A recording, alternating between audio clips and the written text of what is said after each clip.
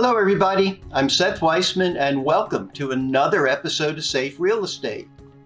I wanted to give everyone a further report on how to prevent injuries from occurring on a property that you are listing for sale.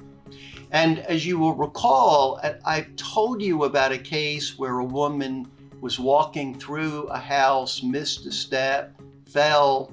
She was elderly, she hit her head, and unfortunately she died a couple of weeks later, and her estate sued the seller. In response to that lawsuit, GAR has changed its forms mid-year to add all kinds of warnings and disclosures. We warn the seller to please go ahead and look for any dangerous or hazardous condition in a property and to correct it, and to advise sellers that they do have a responsibility to try to make their properties reasonably safe.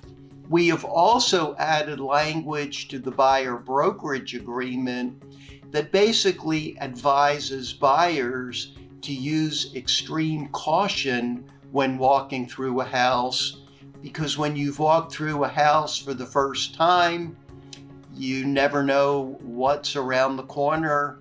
And obviously, if you're using extreme caution, hopefully the likelihood of you getting injured or hurt is going to be significantly reduced.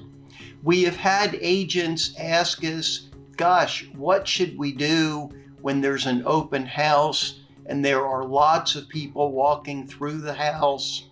And the answer, frankly, is that is a risk that sellers deal with when you have an open house. Obviously, you could have a second person there to walk couples through and try to say, we're now going to go down a set of stairs, please be careful.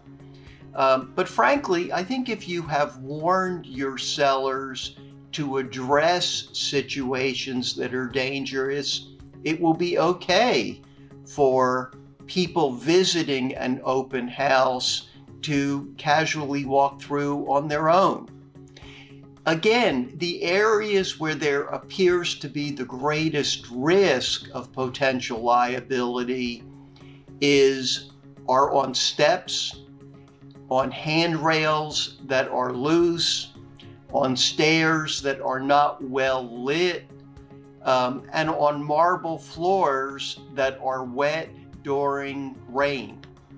So those would be the key areas that I would look for as a listing agent. And certainly you want to try to point out any areas like that for your prospective buyers.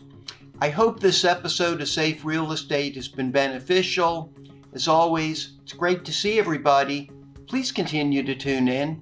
Bye now.